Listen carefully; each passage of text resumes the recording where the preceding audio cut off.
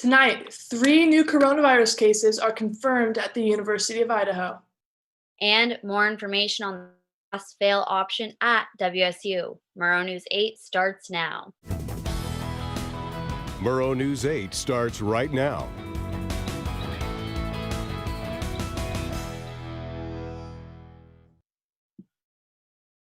Good evening, everyone. I'm Carmen Ditto.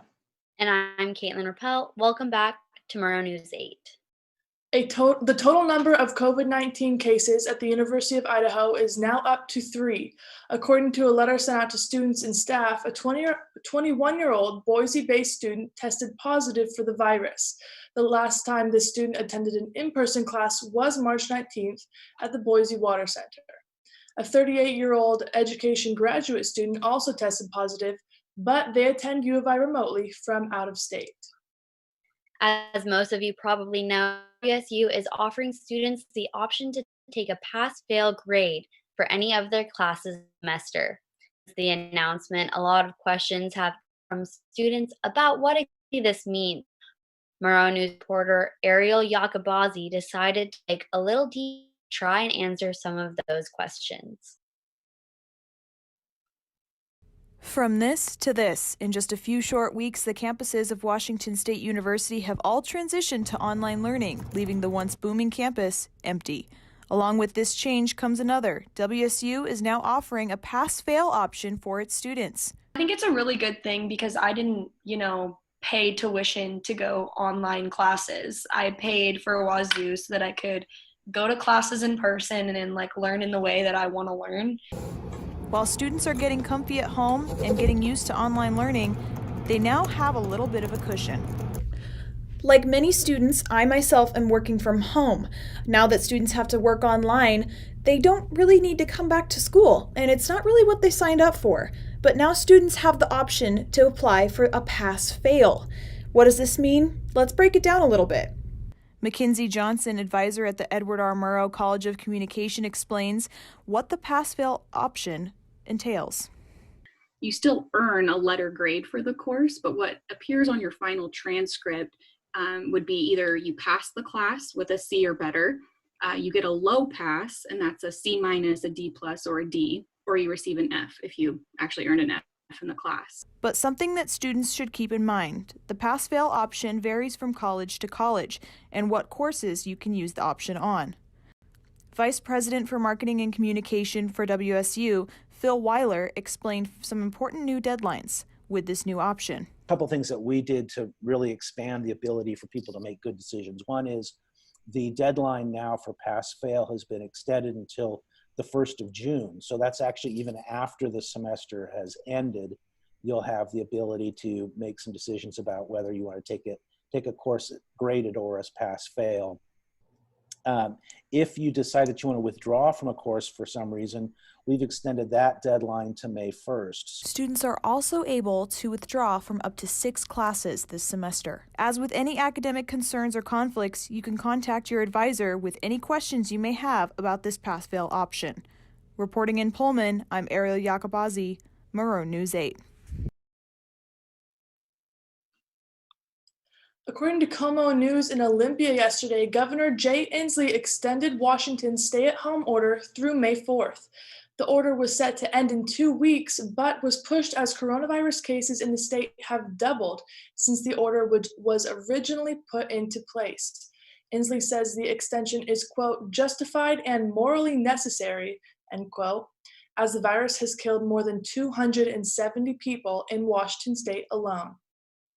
According to CREM, the government plans to start distributing loan money to companies and freelancers today under the $350 billion Paycheck Protection Program. A business with up to 500 employees, including owners who work solo and freelancers, can borrow up to $10 million to be repaid over 2 years at an annual rate of 0.5%. The money used to pay salaries can be a forgiven loan as well of the money used for rent. According to Business Insider, Tyson Foods announced it will pay $60 million of thank you bonuses to 116,000 of its frontline workers and Tyson truckers during the COVID-19 pandemic. Eligible team members will receive a $500 bonus during the first week of July. Now, our live reporter Lucy Fasano will be joining us from the Bay Area to keep us up to date on how guidelines that are set in place during the coronavirus pandemic could differ for our out-of-state Cougs. Lucy? Thanks, Carmen. Here in the Bay Area, 7 counties in the city of Berkeley have extended the stay-at-home order through May 3rd to limit the spread of COVID-19. According to NBC Bay Area, the original shelter-in-place order was supposed to end April 7th, but health officers believe extending the stay-at-home order should reduce the number of sick patients seeking care at one time, giving time to acquire more medical supplies for providers who will be caring for people with COVID-19. The extended order says that the use of playgrounds, dog parks, public picnic areas, and similar recreational areas are prohibited and closed to the public, as well as shared public recreational facilities like golf courses, tennis and basketball courts, and pools and rock walls.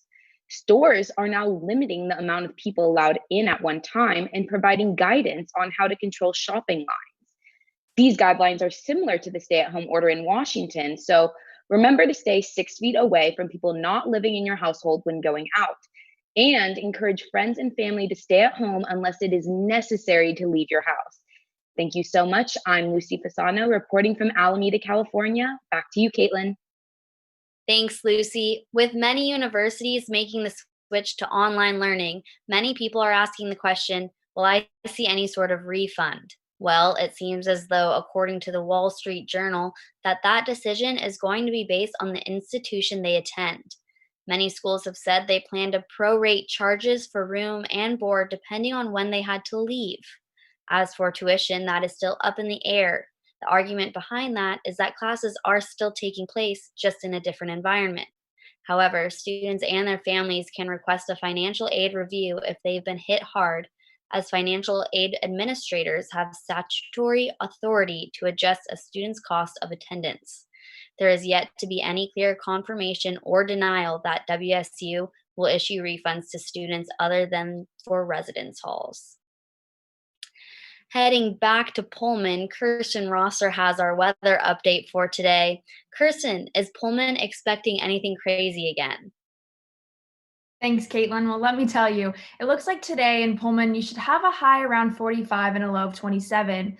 Although those in Pullman may have seen some ice on their windshields this morning. The sun should be peeking out, though, around the afternoon as the day carries on, so that's something important to remember. Now, it's still going to be breezy today with winds ranging around 10 to 20 miles per hour, and there is a 10% chance of rain that's possible around 5 p.m. tonight. It's also possible for some snowfall after 11 p.m., but again, that's a very low percent chance of that happening.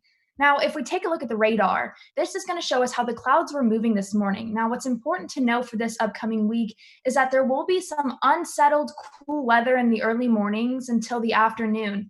And this kind of day will persist for the duration of the week. So those in Pullman, you should expect some hit and miss showers on and off until around Tuesday. This is because the region is currently under a trough pattern. So it's slowly pushing east, as you can see in that cloud and on the radar, and the low pressure system will push into the PNW over the next 48 hours. So basically the takeaway from this is that we're going to have some cold and chilly mornings, a breezy start to the day, but the afternoon should warm. 5-day forecast. It's going a little bit. Will be 50, low going to be around 35. There will be some calm winds in the morning ranging around 5 to maybe 7 miles per hour, but it won't last all day. Tomorrow night will be cloudy. Again, there's that possible chance of rain. Small amount is expected, possibly after 11 p.m. And then on Sunday, we're going to get some rain showers. We might even drop in temperatures a little bit. Other than some potential rain, it'll mostly be a cloudy day, slight breeze with some winds.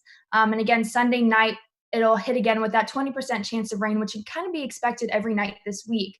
Monday will follow the same as Sunday's weather pattern by having possible chance of rain showers throughout the day. Again, this is so off and on because of that trough coming through. You don't really know what to expect. Again, a high of 51, a low of 35. Finally, on Tuesday, we're seeing an increase of temperature. Some sun should peek through the day. You can expect a high of 57 and a low of 35. So maybe take a safe walk, practice social distancing, but go outside and enjoy some sunshine. That's it. Back to you, Carmen.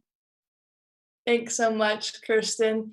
The world of sports has been feeling pretty uneventful lately with everything being canceled and postponed and all, but is anything going on today, Jasmine? Yes, Carmen. So the WIAA sets a May 4th deadline to conduct championships. In a video statement released on their website, Executive Director Mick Hoffman announced information on his plans for high school athletes to have a chance to compete at the highest level in state. Here's more on what Hoffman had to say. Our current plans include a return by May 4th would allow us to provide some type of culminating events. In an ideal world, they'd look no different than in previous years. However, that will be contingent upon facilities and officials being available, and that is a very fluid process. If we return back sometime after May 4th, we have already begun contingency planning with our board and our WI district directors to provide some type of competition in local areas or regionally. Our goal is to give anybody that's interested in competing an opportunity to compete as they had planned.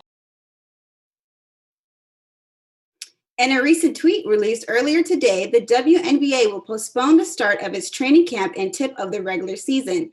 WNBA Commissioner Kathy Engelbert released the following statement.